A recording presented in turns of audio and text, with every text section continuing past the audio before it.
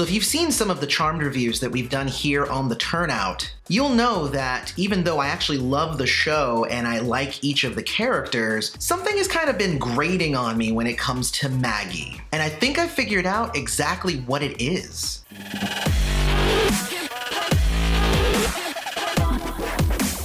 Hey everybody, welcome back to The Turnout. I'm your host, Aloy. Don't forget to check us out at usaaudiences.com for special event and movie screening invites. So I'm just gonna go ahead and say this right up front. Maggie's kinda the worst. And I wanna preface that statement by saying, I'm not saying anything bad about Sarah Jeffries, who actually plays Maggie. She's truly wonderful, has been in The Descendants, been in a bunch of other things. I like her, she's great. But Maggie as a character has kind of evolved in a weird way. She started off as kind of the sorority sister college student in the first season of the reboot, and I was there with her. She was brand new to the world of being an adult. She had just gone through some significant trauma, found out she's a witch. So many things that are going on with Maggie during the first season, so I get it. However, in the second season, there seemed to be a shift in the way that she was written. She was no longer written as inexperienced. She was written as ignorant. She's no longer written as somebody who is just nice to everybody because she's super cheerful, and instead now in the second season, she kind of has ulterior motives to her relationships. And I think I got it. I think I figured out exactly why. The writers are writing Maggie as if she is the poster child for all of the negative stereotypes about millennials.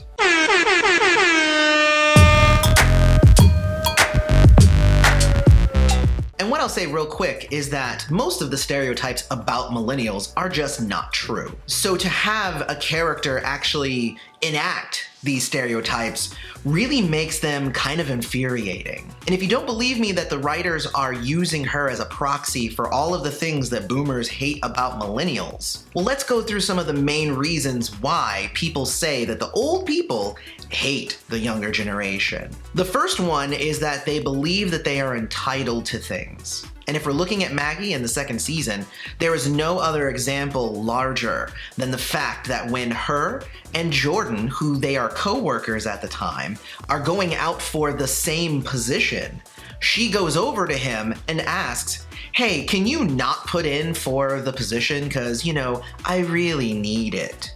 So you want me to just put this back? Make it that much easier for you?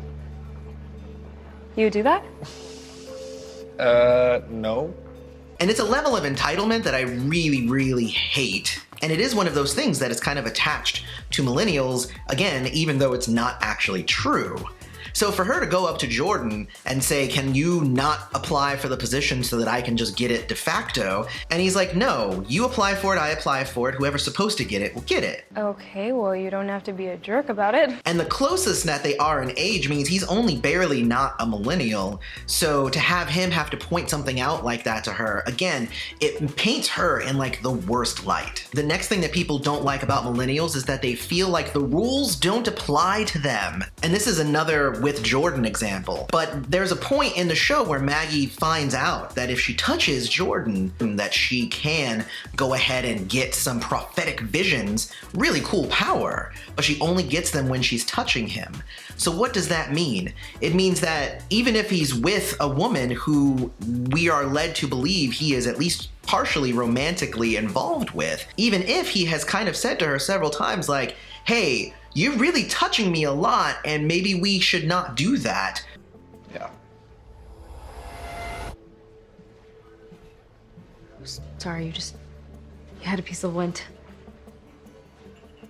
She just continues doing it. She just keeps pawing at him every frickin' episode. And you know that if the roles were reversed and Jordan was finding every opportunity to touch all over her, that there would definitely be problems. So again, in this mind, she believes the rules don't apply to her, or at least she doesn't care. And it just so happens that Jordan is such a good person that he doesn't technically hold it against her. And the third reason why a lot of people don't like millennials is they feel like they are always on their phones. And it's interesting because Macy has actually turned away from doing any of her scientific things, and she's become kind of a fighter, a soldier on the front lines against the demon war that's coming, and it's pretty awesome. Mel, on the other hand, kind of puts her phone aside, and she's like, we need to study this book. We're gonna do this and we're gonna read. And the thing that Maggie is doing immediately upon going into witness protection is jumping onto her social media, to the point where Mel has to destroy her phone and be like, look, hey, stay off there. You're gonna put us all in danger. Look, Kappa's even holding a vigil for me. Are you nuts? What are you doing? Dead girls don't text.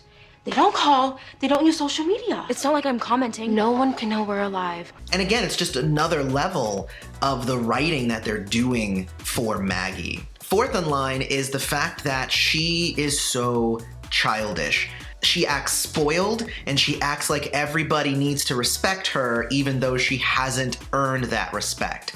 During the show, she complains a lot about the sisters treating her like she is a child, and then commences in making a million childlike decisions. The biggest one, of course, is when Parker asks her to marry him. She says, no, I'm actually not ready for that step.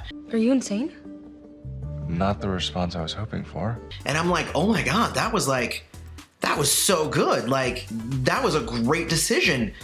And then she goes back to her sisters and says, well, he asked me and I decided not to. And they go, good, because that would have been a terrible decision. And she goes, you know what? I'm gonna do it anyway now because you think that I'm not able to do it. I am tired of this.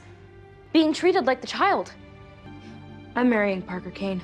And I know that she's supposed to be young, but there is a difference between young and stupid. And I feel like the writers need to get a hold of Maggie. Again, I felt like she was better balanced in the first season than she is in the second. And that doesn't mean that there's not room for Maggie to grow as a person and become cool again. But as of right now, she's one of my least favorite characters on the show, if not the least favorite. So there you go, there's 4 reasons why Maggie Vera is pretty much the worst charmed one. I'm definitely open to being proven wrong, but I really do hope that they write her better going into the second half of the season, and we'll see where we end up. What do you guys think, though? Is she really the worst? Is she the poster child for boomers' worst nightmares about millennials? Let's talk about all of that down in the comments. Also, don't forget to follow us on social media. That's at the Turnout USAA. And don't forget to hit like, subscribe to the channel, and hit that bell notification. If you're interested in seeing the very first Charmed video I did here on the channel, where I compare the reboot to the original, definitely hit this thumbnail up here and you are going to love it. Otherwise, I've been your host, Aloy. This has been The Turnout. Thanks for showing up.